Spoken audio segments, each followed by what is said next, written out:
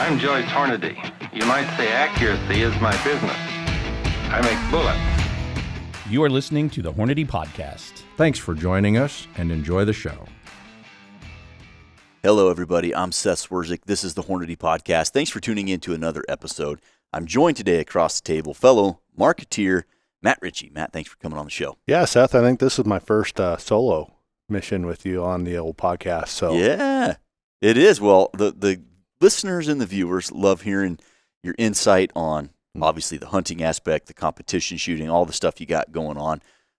And there's a lot going on right now because not only is the weather changing, that means the old Midwestern pheasant migration, as Judd would call it.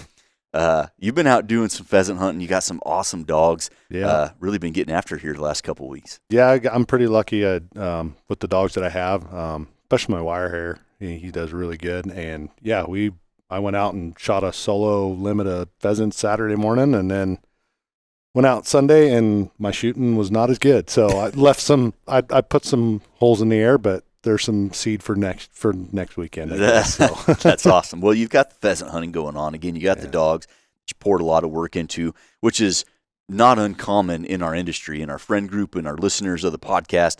It's that time of year. Also, PRS finale, the Precision Rifle Series, the 2025 finale. You're leaving tomorrow morning.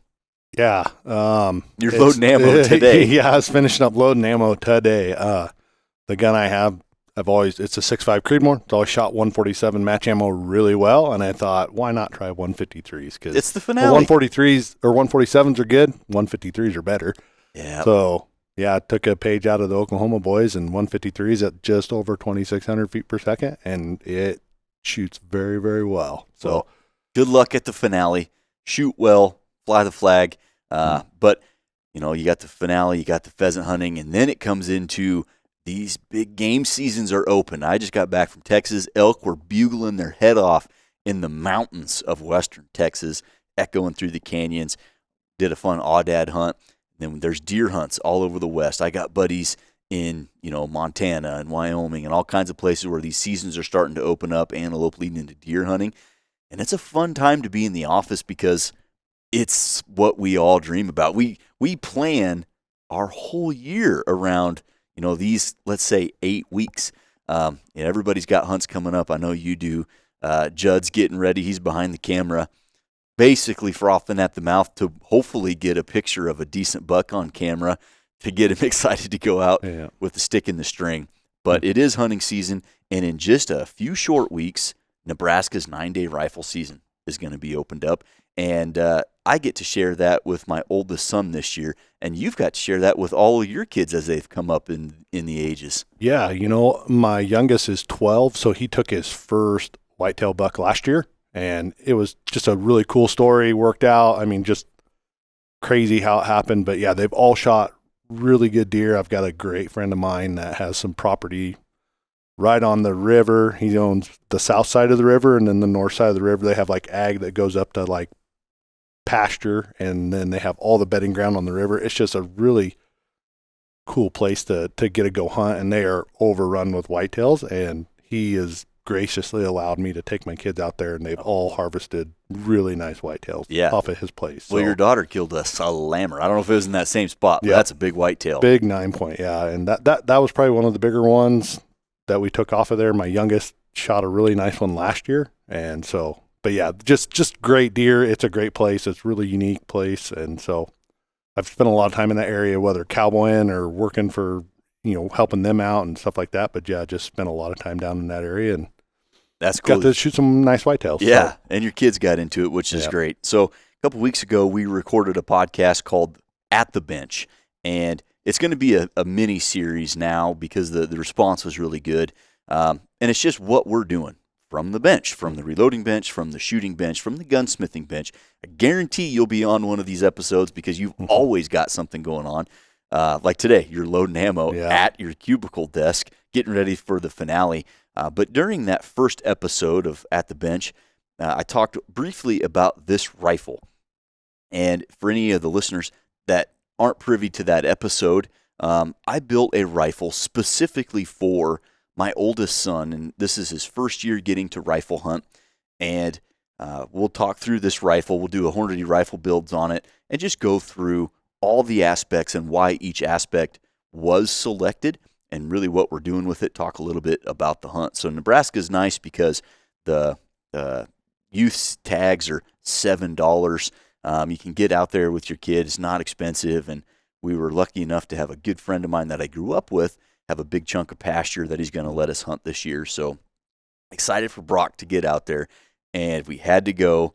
I didn't have to, but I really wanted to build him a rifle. His other option was he was going to shoot my 257 Roberts that I shot my first year with. not the AI? No, he's going to shoot my real Ruger There you go. M77 with the original Leupold Very X2, 2-8 on top of there. And it's a great little setup, and it would have worked fine, but what really pushed me to build him a rifle was Joe Thielen, popular guest on the show. Yep.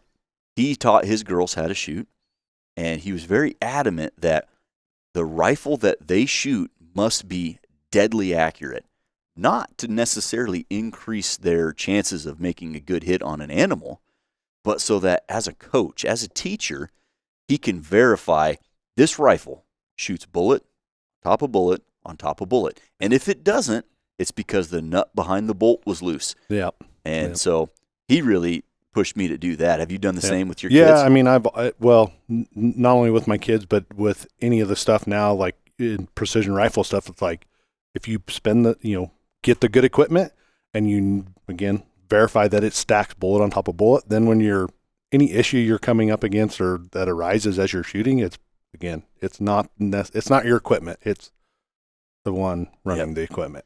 Yep. So, yeah, definitely that's why I wanted to do it, and it definitely shoots. So at the heart of every build is the action, and for this particular build, I went with a Aero Precision Solus, and really the big driver of this was sheer economics. For the feature set that you get in this action, you can't touch it for that amount of money. Yep, it has all the good things, the interchangeable bolts. What is it, 60-degree bolt throw? And then integral load. Yeah, all of it. Yeah, integral rail. Yep. So it's really phenomenal, and you've got a couple of these. Yep. Yeah, they are. I think I've got 6.5 Creedmoors, but yeah, just love them. They are everything you'd hope for, and they line up right with all the higher end stuff. As far as the features, but they're not the same price. So. Yeah, you get all the features with half the price tag, and really super smooth. Yeah. The machining on this stuff, I was really impressed. So, listener, if you're considering doing, a rifle build, whether it's your first build or your 10th build, and you're looking for a good quality action with guaranteed headspace, so you can do pre-fit barrels, check out the Aero Precision Solus. Really excited about this one. Now, it's not the light version. This is just the standard Aero Precision Solus, and the reason it's not the light version is, as we go through the build, you'll see this. I was not particularly too keen on making this an ultralight rifle. With Brock in mind, and I've got a younger son that's going to be coming up as well. Ultralight rifles are great, but they're not as fun and easy to shoot. Now, I don't plan on dragging him through the sandhills or the mountains of anywhere with this rifle. This is for hunting the prairie, hunting the pastures that we get access to, maybe hunting on the river sometime if we get access to some ground there. So not a ton of hiking. So the standard Solus action. And for the barrel, also going into that, not going for the ultralight setup, you'll see that is a Preferred barrel blanks. Got great friends at Preferred. Marshall always takes care of us. Run their barrels. I've got a couple of them on my match guns, and I love them. They shoot. They were pre-fits, and they shoot very well out of the box. Yeah, and you've taken them to the PRS finale. Yep. This is real deal. So Marshall, if you're listening, thanks for everything you do for us. But this is a Preferred barrel blanks, and I went with a taperless contour, and that's pretty neat. And I'm sure it's easy to manufacture. It's something kind of unique to Preferred. They call it taperless because you'll have your shank and your neck of the barrel, and then they'll bring that shank down to a specified diameter, whether that be 750. This one's 810. They do an 850 and a 900, and then once it hits that diameter, then they just run it out to the end of the barrel. So that's a taperless 810 diameter, so 0.810, and I had it straight fluted. knock some of the weight out of it, and it just looks cool. Yeah, I like they do a very good job fluting. I've got mine are my match barrels are kind of bougie. They got the spiral flutes on them. They look sexy. I don't know if it doesn't help me shoot better, but they look good. Cool. Yeah, they look good. So that's fantastic. Yeah, they do look really cool. And this one, straight flutes, kind of got that classic hunter look. Finished it at 20 inches and chambered this baby in 25 Creedmoor. Now, this is a pre-fit barrel. They did all the machine work right there at Preferred. Came in, headspace checked perfectly, and the barrel just flat friggin' shoots. So really impressed by that. And again, 25 Creedmoor for a couple reasons. Experience the cutting-edge performance of the 25 Creedmoor, the first 25 caliber cartridge purpose-built to take advantage of today's sleek, low-drag bullets, maximizing performance in the wind while maintaining minimal recoil and delivering excellent energy on target. Initial offerings include a 134-grain ELD match load and a 128-grain ELD-X precision hunter load. Elevate your long-range game with the 25 Creedmoor from Hornady. Number one, it had to be 25 because I just have this quarter-inch hole in my heart for the 25. Yeah. My old man started me with the 25, and his reasoning was it's just something different. Big enough to do everything you're going to do, but not too big to do the prairie dogs and the coyotes. So it's just cool for that reason. And when I built this rifle, we were launching the 25 Creedmoor as a product. So now I'm going to have factory ammo availability, moderate recoil, good for anything he's going to hunt in Nebraska with it. So 25 Creedmoor, at the time, 134 ELD match, 128 ELDX, but now we got the 112 CX and a 95 grain VT. Ooh, that 112 CX is, what do you call them? Long range sex missiles. Yeah. That's sweet. So, and those dang 134s just shoot too. I mean, I haven't shot any of the 128s, but the LDXs, but I've been around and shot a few of the 134s, and man, they just are phenomenal. So I've shot all of them out of here except the 112 CXs. I'm sure it'll get a little bit of that, but where I've really shot, or Brock has shot rather, is with the 95 grain VTs. And we've shot plenty of the 128s, and we're out practicing, every weekend that we get a spare chance. Out practicing, shooting prone and shooting groups, and then shooting off a tripod out to 200 yards. And the 128 shoot great. Is there a lot of recoil there? No. I hand-loaded some 95s with the lowest charge weight of Varget, and they're coughed out of the muzzle. Yeah. But, man, there's no recoil. And then they still shoot really, really accurately. So for practice, the last couple weeks here, I loaded up 50 rounds for him, and that's what we've been shooting out of, those 95 VTs, running nice and slow, really easy to spot impacts. I know they do stack up really, really accurate, and just a little bit less recoil. Yeah, that's everything that you want for a younger shooter, a new shooter. I mean, I'm sure Brock shot a fair amount, but nothing probably that big. So, I mean, you don't ever want to get them started on a 300 Win Mag. Yeah, you just start them on something like that. And even the 6.5 Creedmoor probably has a little bit more recoil than what you probably want to start a kid out on. So 25 for the win. Yeah. So, and those 95s, I've shot a lot of the 80s out of my 6mm stuff, and they are hyper accurate. So I imagine the 95s are the exact same way. Yeah, they shoot really well. And for the hunt, we'll switch back obviously to the 128 ELDX. But for practice, that 95's been great. And you're right, Brock's been doing a bunch of shooting for the last few years. Off our back deck, we've got Champion made these little miniature IPSCs that are about the size of a deck of cards, and they're on a target stand. And there's 4 of them. The 2 on top are a little bit bigger, and the bottom ones are pretty small, about the size of a deck of cards. And so we got that out at 30 yards off the back deck, and our deck is got railing, of course, and my kids are about the perfect height that they can throw a sandbag down and then wiggle in the 22, and then they can shoot standing from a really, they got a 10-pound sandbag up on the deck rail, and they can practice shooting that. And we've really worked a lot on trigger control. There you go. And that has been the single biggest accurizing factor from the shooting standpoint. When I first got him into shooting some groups, nothing, I'm not having them shoot 20-shot groups for zero angle. But just to shoot 3 or 4 shots at a single point of aim, of all the things that we've done, the single thing that had the biggest influence on shooting a tight group was trigger manipulation.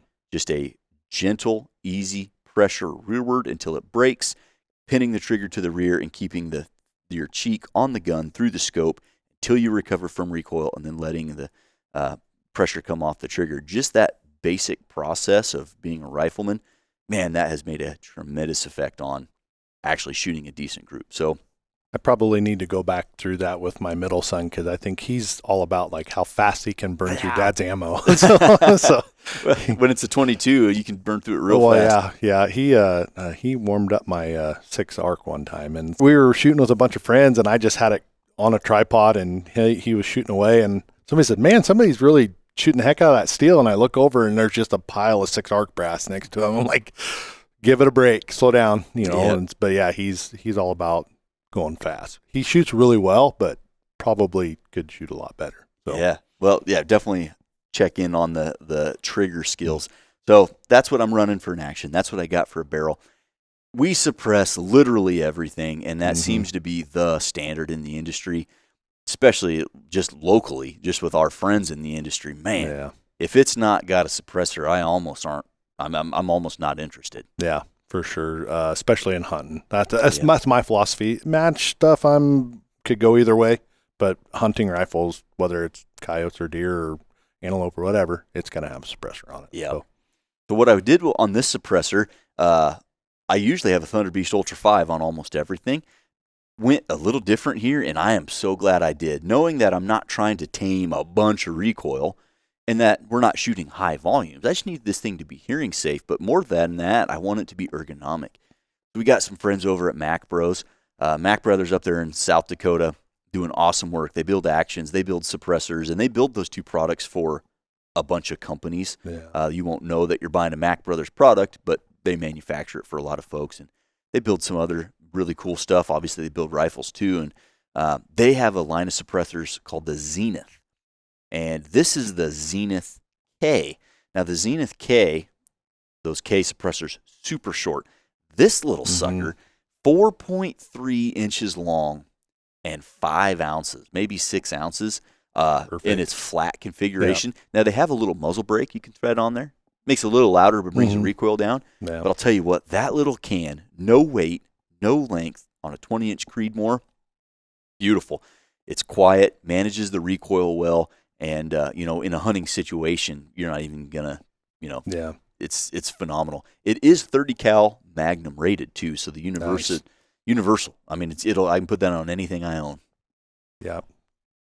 That is the way to go. I've got some bigger cans, but as far as lengthwise, the short ones on a hunting rifle, it just makes it so much easier to get, out blind windows or up in tree stands or whatever you're doing. In and out side by side. Yeah. Yeah. In and out of your pack, in and out side by side. Yeah.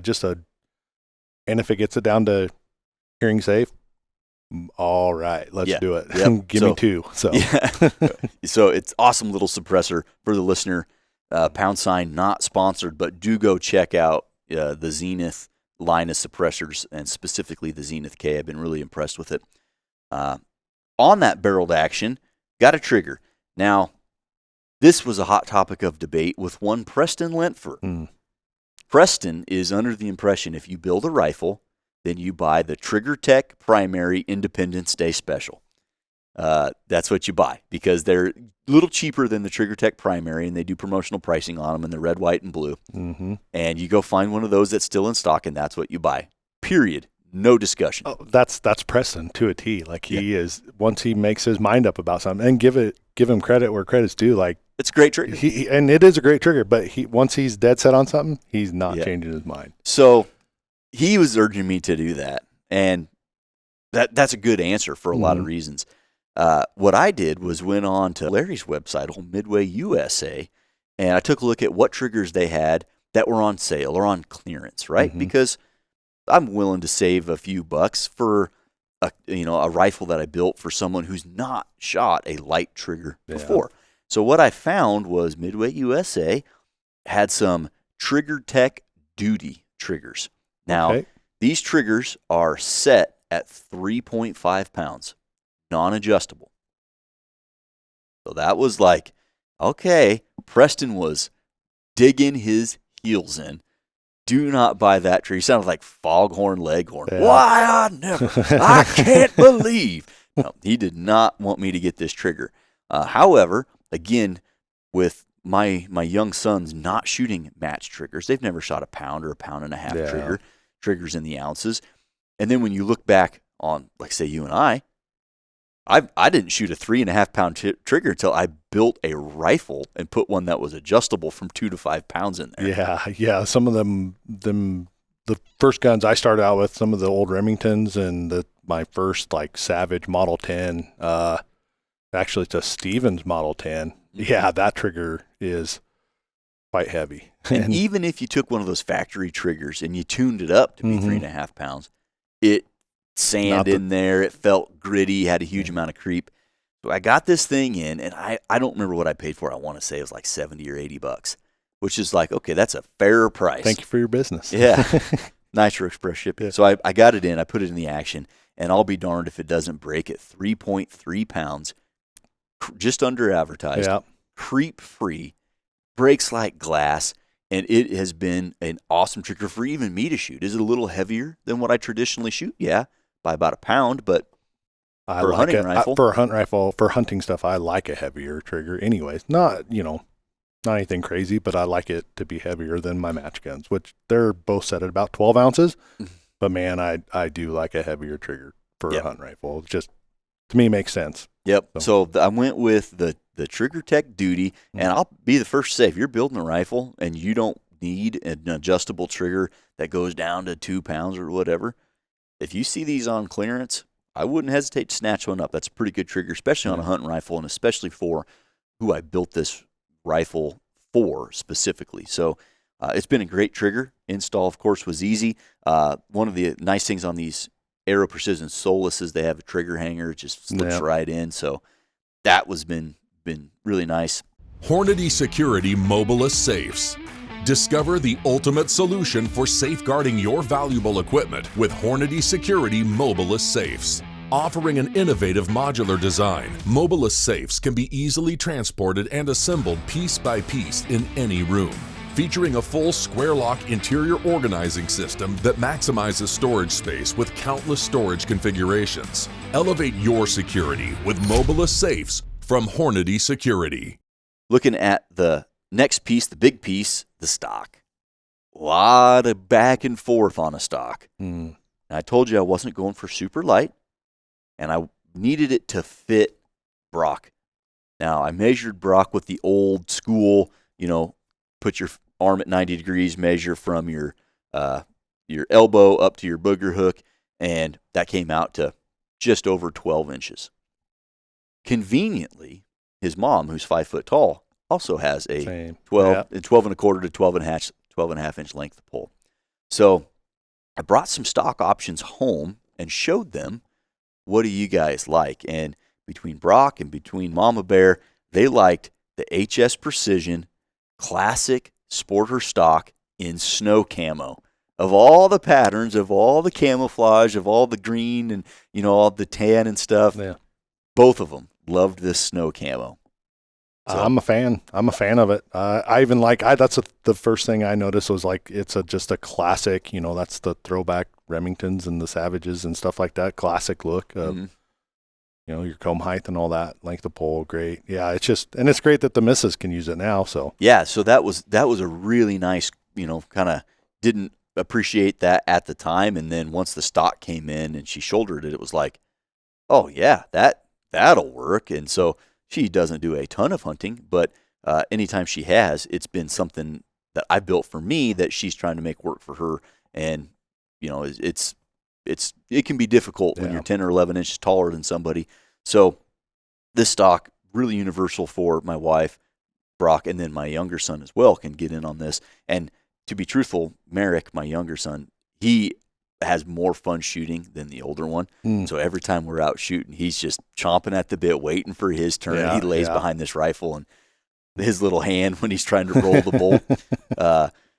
It's been pretty cool. But the stock, called up my friends at HS Precision, talked to Don, said, Don, can you cut this short? Because I need it short. Yeah. And they were happy to cut this thing to a 12.5-inch length of pole. So it's nice and short.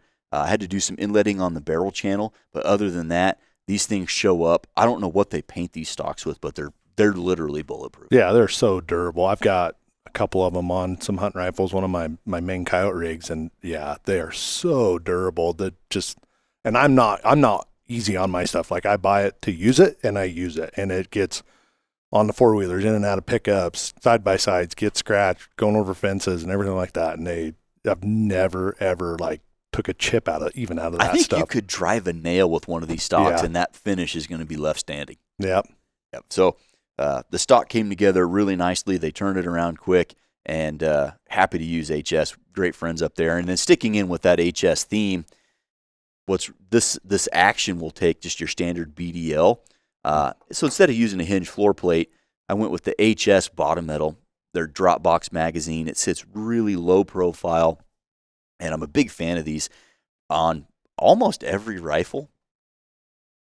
Excuse me. I think every rifle I've ever built, my old man, he wanted the HS bottom metal. So Josh Clough and the team over there doing great work, and this bottom metal always fits, always feeds. It just flat works. So went with the HS bottom metal here in the HS stock, and it really started to come together. When that stock came in and I did my final fitting, and I bolted it all together, and I looked at it, I was like, that looks cool. Yeah. Yeah, to me, it looks like you're ready to go shoot coyotes. I mean, I know it's set up for a deer rifle, but that thing looks like just your go shoot Every coyotes. deer hunt is a coyote hunt. Yeah, yeah, for sure. Probably going to have to get another mag, just have those 95s sitting in there ready to go, just in case. That's not a bad point, because where we're hunting out on this big chunk of pasture, I'm hoping we see some good deer, but I can almost guarantee we're going to see a coyote. So don't think that I'm not going to tell Brock to hold off. We see a coyote. It's a coyote hunt. Yeah, leads going in the air. Yeah. Because he's not shot a coyote either. So it'll be a first for something. That's great. Yeah. Yep. So you'll notice it has a bipod on there. And to be truthful, this is for photographic purposes only, just so it sits up here on the table. He has shot it prone off this bipod, so have I. That's kind of how I verified the accuracy. But I don't intend to hunt with that bipod at all. Where we're hunting, choppy hills, some small canyons, there's a couple dams, a few cedar trees, just your very stereotypical, central Nebraska prairie. I anticipate using a turkey blind or a deer blind, being a little bit mobile, but shooting from a tripod. Yeah. Cows have obviously grazed the pasture, so that it's not super tall grass, but it could just be tricky taking a new hunter and then getting them into a position completely exposed to lay down prone. So we've really been doing a lot of practice from the tripod. Like sitting down or kneeling, or how?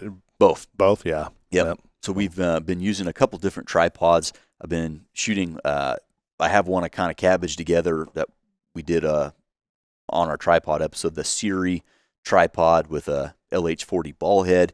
What I've really found to work great is just a little tack table. Yeah. Now, those tack tables got really popular for NRL hunter. And being the economist that I am, I went to Menards and bought a cutting board for $6 and then some tread tape for $4. And for $10 total investment, I took that cutting board, about a 1/4 inch thick of solid plastic, and took it through the old bandsaw and got a nice plate about 5x7, put my skid tape over the top of it, and then drilled and tapped it for a leftover Arca plate that I had. So we've been using that little homemade tack table with a bag on it. Perfect. Yeah. And you can spot off of that too. Yeah. So it's really been working great. The other tripod that we've been using a lot of is the Mutant Gear tripod. Blue over there hooked us up with one of those, and I've been using that quite a bit. Check that one out. MUTNT Gear. Nice, lightweight. It goes a little taller, so if I was going to do some glassing from the standing position, that one will get me there. But the bipod, probably not going to come into the field with us. Yeah. Yep, I'd anticipate him shooting it probably off of a tripod, both sitting, just kind of Indian style sitting, and then also from the kneeling position. And again, we're shooting a 33% IPSC at 200 yards. So it's not uber precise, but he's been able to hit it. So But he's good. Yeah. The more I compete and enter a hunter and just some of the competitive stuff, like the more comfortable you get shooting off a tripod, like And last year I went to a match out in Colorado, I think out by Pueblo, and it snowed like 14 inches the day before the match. So like Righteous. you almost shot every stage off of a tripod. And yeah, it just, out of necessity, just got really comfortable with it. And I kind of forced my youngest last year to shoot his deer off of a tripod, but it just worked out. Where we were at, the pasture was a holdover pasture, so they grazed it early spring and then left it all summer. So the grass was super tall, so you couldn't lay prone and Right. shoot. So it was just out of necessity. But he did phenomenal at it. We practiced a little bit at the house before we went, and yeah, I encourage anybody to get real comfortable shooting off tripods. Just another tool in the bag, right? Yep. So, And that can quickly become your go-to Yeah. tool. Once you get comfortable doing it, gosh, you don't have to worry about the grass or moving around position or laying something down or putting your bipod on a bag. You throw the tripod leg down and take a knee and let them have it. yeah, and then one of our sponsored shooters, Benny Cooley, I picked up a lot of things from him just watching him at our hunter match this last year, because I was in a sling, so I couldn't shoot it, but just followed him around and watched him. He shoots a lot off a tripod, and he's kind of pointed some things out, and it's like, oh, okay, that's why. That's right. Yeah, hey, that looks pretty slick. That works. Yeah, that's the only way I do it. So there's some things to pick up there too. So. I dig it. Yeah, getting comfortable off the tripod. Concealed carry, personal protection, or home defense. Only the best will do. Critical defense ammunition, developed to provide the best performance for personal protection, no matter what platform you choose. Delivering consistent, reliable performance every single time. When lives are on the line, only the best will do. Hornady Critical Defense Ammunition. Now, you can't shoot anything if you can't see it, so we mounted a scope up here on top. What you're going to see is a Gen 1 Leupold VX5. That's the 3-15 with an MOA turret. I don't anticipate having to twist on that turret at all, but 3-15 by 44. The reason I opted for this scope, several reasons. One, probably the big one, is I had it. Yeah. That's also a good reason. But the zoom ratio, I don't need a whole lot of top end horsepower for Brock to be able to hit something. 3 is plenty. I anticipate it living between 3 and maybe 7 power total. But for shooting groups, you can dial it up if you need to. And then as I continue to get my sons progressed into shooting stuff further and further away, shooting steel, and probably coyotes and prairie dogs, it does have the turret on there that we can grab the turret and teach them, how to make scope corrections. So great low light.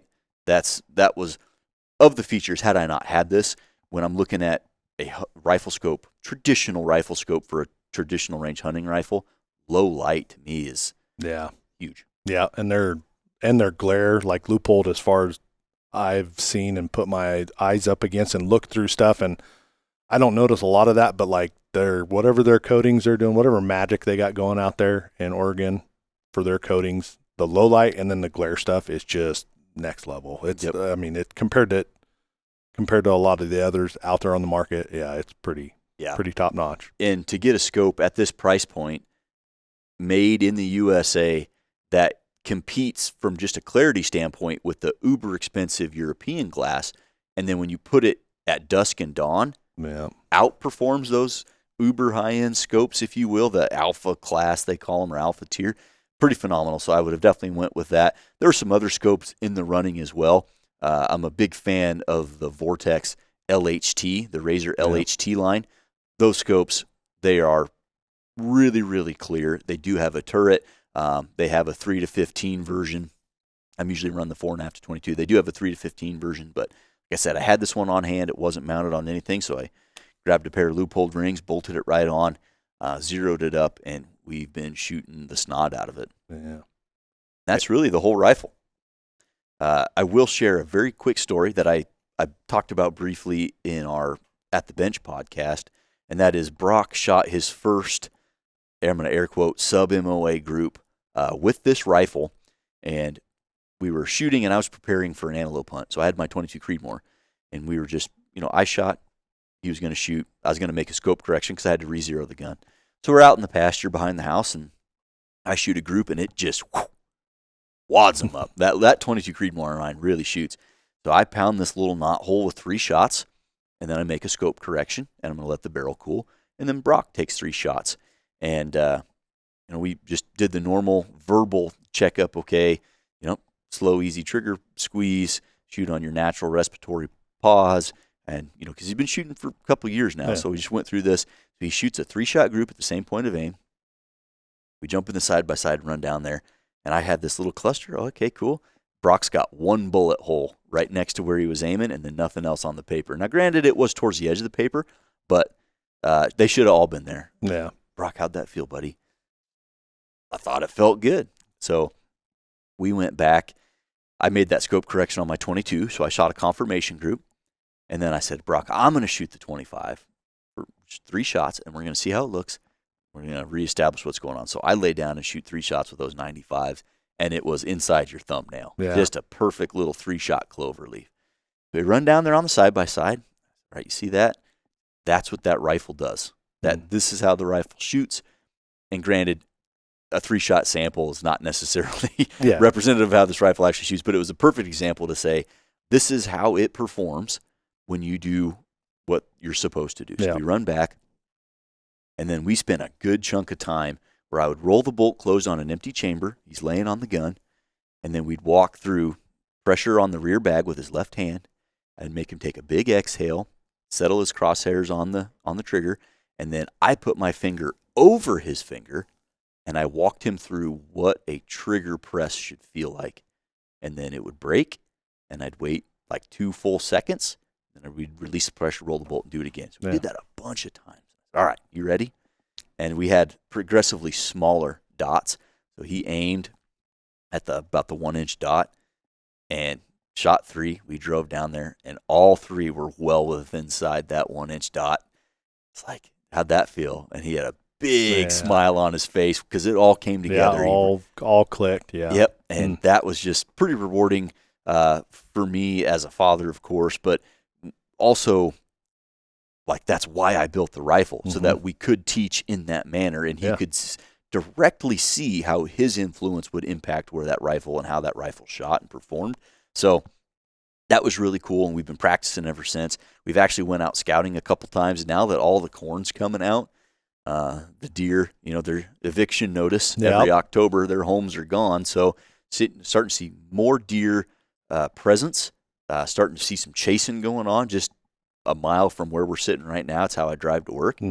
Saw a young buck and a doe out there just the other day. So it's getting close. It's getting close, and Joe Thielen said I'd feel this way, but I am infinitely more nervous about this upcoming hunt for Brock than I have ever been for a hunt for me. Man, I don't know. I wouldn't be. It sounds like you've got him ready. I mean, you're doing all the right things. You've got him ready. I think it's just a matter of doing it. Yeah. So. Well, we'll get out there. At a minimum, we're going to enjoy some time together in a beautiful part of what most people who only travel through Nebraska don't get to see. Travel the interstate corridor, you don't necessarily see parts of Nebraska that exist, and this is a particularly beautiful spot.